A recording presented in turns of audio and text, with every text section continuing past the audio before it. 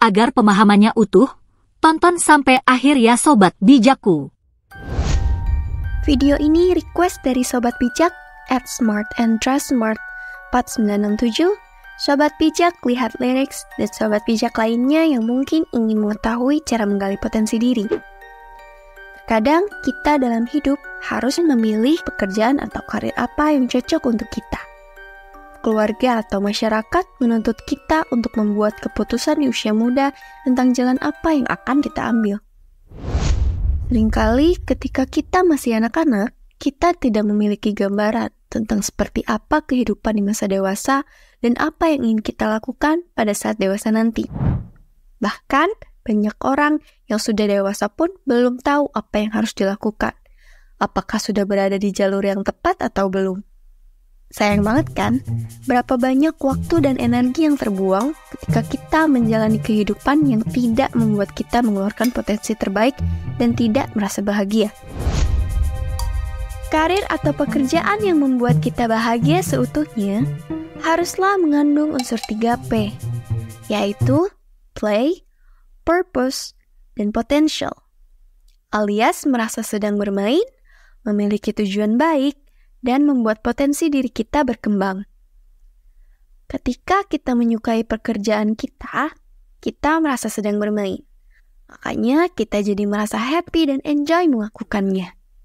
Selain itu, pekerjaan kita juga memiliki tujuan yang baik untuk melayani atau membantu sesama manusia agar hidup mereka lebih baik lagi.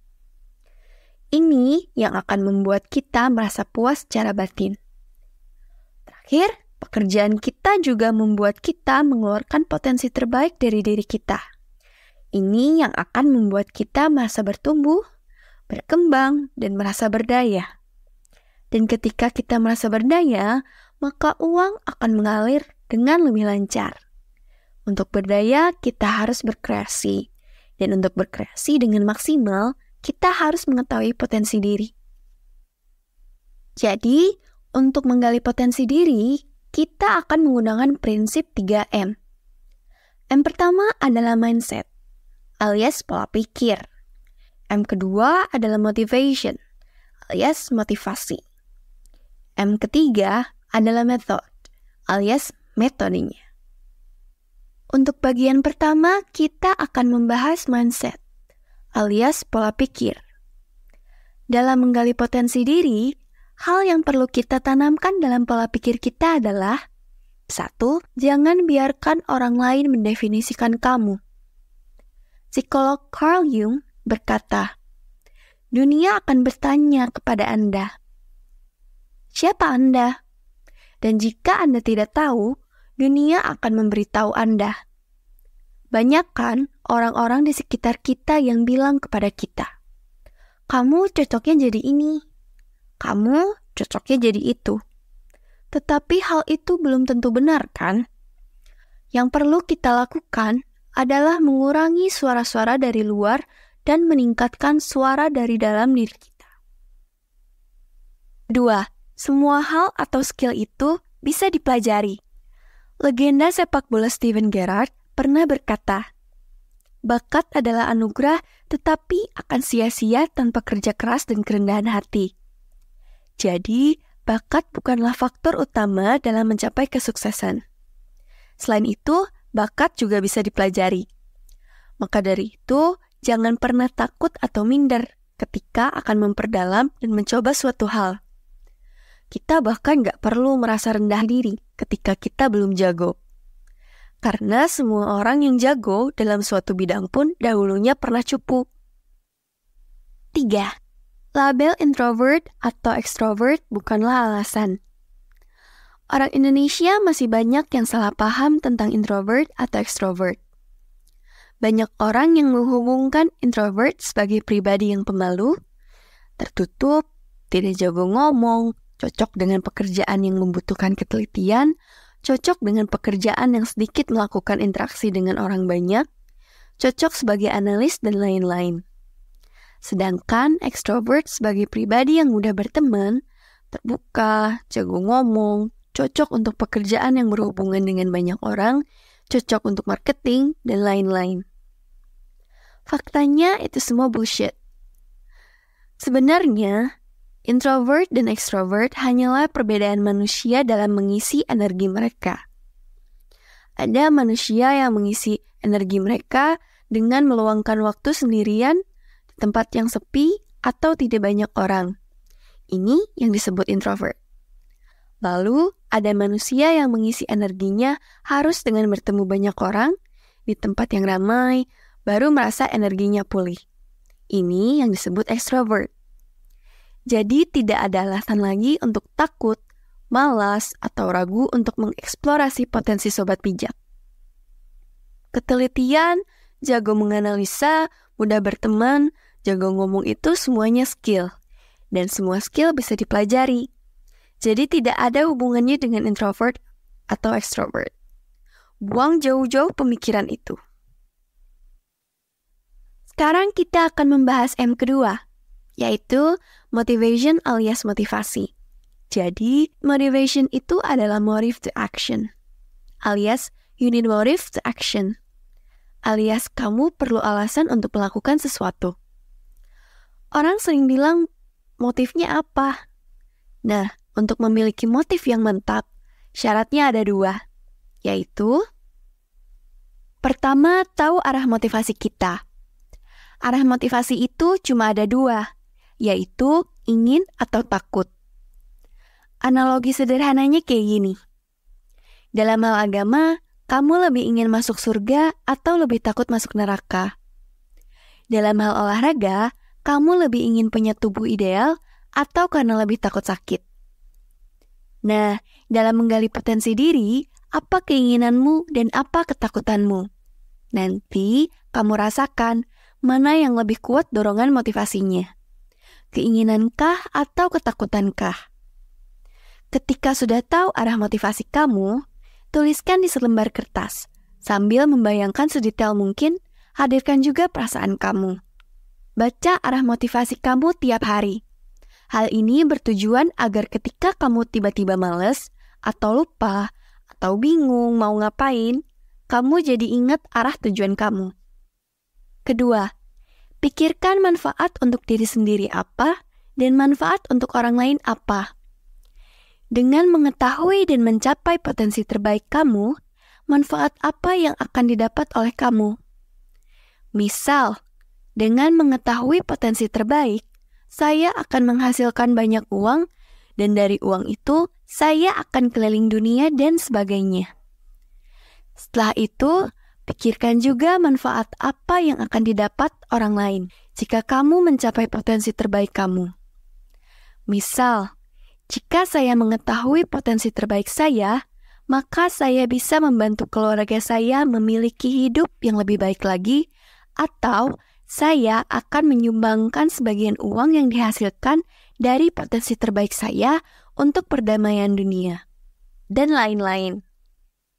Jawaban dari masing-masing orang pasti beda-beda ya sobat bijak.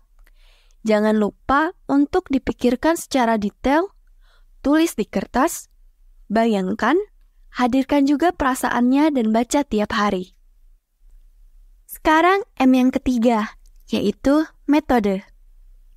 Metode yang akan kita gunakan adalah metode Ikigai, sebuah filosofi dari Jepang. Ikigai adalah gabungan dari 4 dimensi. Pertama, apa yang kamu sukai. Kedua, apa yang kamu kuasai.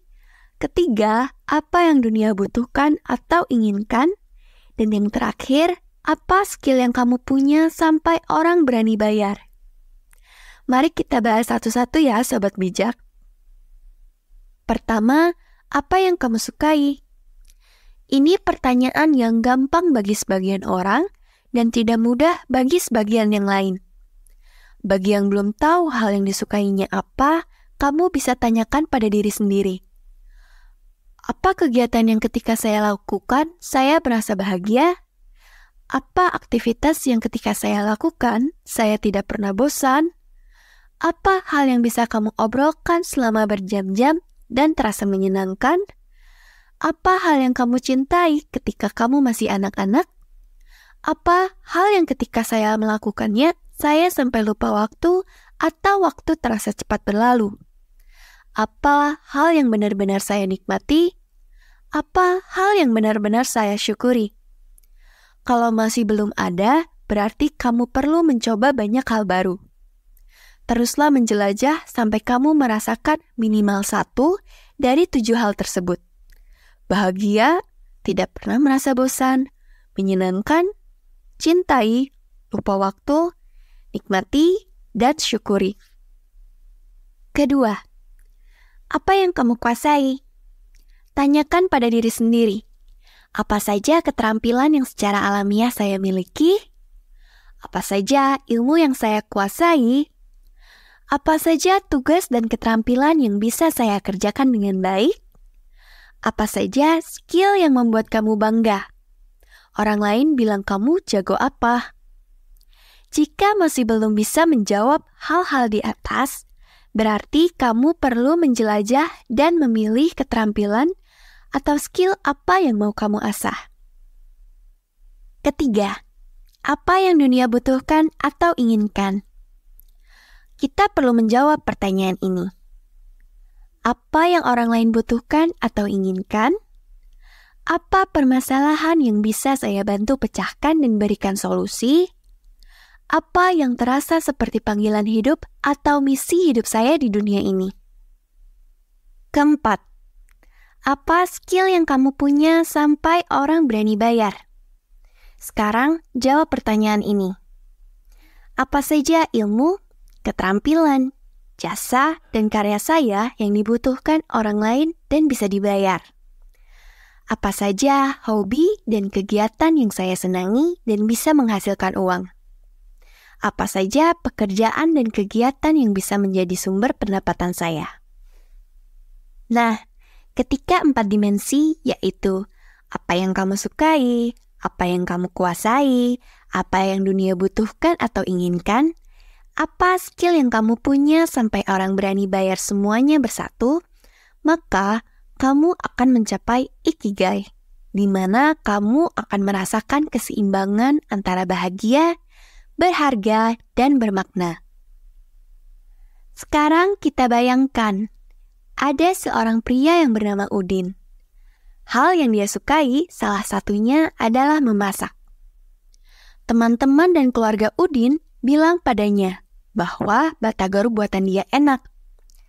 Lalu Udin berpikir, orang-orang pasti butuh makanan, dan orang-orang yang menginginkan batagor yang enak pasti bukan 1 atau 2 orang. Maka dia memutuskan untuk menjadi penjual batagor keliling dengan gerobak. Udin bercita-cita ingin menjadi penjual batagor tersukses di kotanya. Karena dia memang hobi memasak dan percaya diri bahwa batagor buatannya enak, dibuktikan dengan perkataan teman-teman dan keluarganya yang bilang begitu. Maka dia bahagia dan enjoy melakukan pekerjaan tersebut. Ketika dia merasa happy, interaksi dengan pembelinya pun menjadi lebih luas dan akrab. Ketika Udin disukai oleh konsumennya karena rasa batagor dan sikap Udin ketika sedang melayani, maka makin banyak pelanggan Udin dari yang asalnya berjualan berkeliling dengan gerobak. Sekarang, Udin sudah bisa menetap menjadi pedagang kaki 5 dengan tenda. Ketika sudah menetap menjadi pedagang kaki 5 dengan tenda, Udin berpikir lagi, gimana caranya agar saya bisa melayani pelanggan dengan lebih baik lagi, agar pelanggan merasa lebih puas lagi, dan hidup mereka lebih baik lagi setelah membeli batagornya. Maka Udin belajar cara mengolah bahan-bahan batagornya dengan lebih higienis dan sehat lagi. Seperti tidak menggunakan minyak jelantah dan pengawet. Selain itu, Udin juga menyajikan batagornya dengan lebih profesional. Karena hal tersebut, pelanggan Udin semakin banyak dan loyal. Sampai-sampai Udin bisa menyewa sebuah ruko di pinggir jalan raya agar bisa menampung pelanggan lebih banyak lagi. Dengan laba usaha yang meningkat signifikan, dia mulai berpikir, bagaimana saya bisa mengelola uang keuntungannya dengan lebih efektif? Maka dia belajar ilmu keuangan dan bisnis. Ketika ilmu Udin bertambah, usaha dia makin pesat. Udin membuka cabang-cabang lain di kotanya. Otomatis, Udin memperkerjakan karyawan, dan dengan memiliki karyawan, maka ia pun mempelajari bagaimana seni memimpin anak buah dengan lebih baik. Tidak sampai di situ, Udin memiliki rencana untuk buka cabang di ibu kota. Maka Udin perlu investor. Dan ketika Udin menyadari butuh investor, maka dia belajar cara bernegosiasi agar bisa mendapatkan win-win solution untuk kedua belah pihak. Dari cerita Udin di atas, kita bisa melihat ikigai dan unsur 3P. Play, purpose, dan potential. Play, Udin merasa enjoy dengan pekerjaannya. Purpose, Udin memiliki tujuan untuk melayani konsumennya agar mengonsumsi makanan yang enak juga sehat. Di mana sekarang ini banyak makanan yang enak tapi tidak sehat. Potential, karena Udin memiliki tujuan yang baik dan cita-cita yang tinggi, maka dia terus menggali potensi dalam dirinya semaksimal mungkin. Dari yang awalnya hanya memiliki skill memasak, sekarang dia memiliki skill keuangan, bisnis, seni memimpin, bernegosiasi, dan daftar terus berlanjut. Unsur potensial ini erat kaitannya dengan cita-cita kita. Jika cita-cita kita kecil, maka kemauan untuk terus menggali potensi diri juga kecil. Jika cita-cita kita besar, maka kemauan untuk terus menggali potensi diri kita juga akan besar. Bung Karno pernah berkata, "Gantungkan cita-citamu setinggi langit. Bermimpilah setinggi langit. Jika engkau jatuh, engkau akan jatuh di antara bintang-bintang." Kata-kata dari Bung Karno tersebut adalah ajakan untuk terus menggali dan memaksimalkan potensi diri. Dan orang yang beruntung adalah orang yang hari ini lebih baik dari hari kemarin. Begitu kata Ali bin Abi Thalib. So, let's take action. Kalau sobat bijak masih ada yang bingung atau ingin request mau bahas apa di video selanjutnya, tulis aja di kolom komentar ya. Jangan lupa untuk like and subscribe, oke? Salam bijak!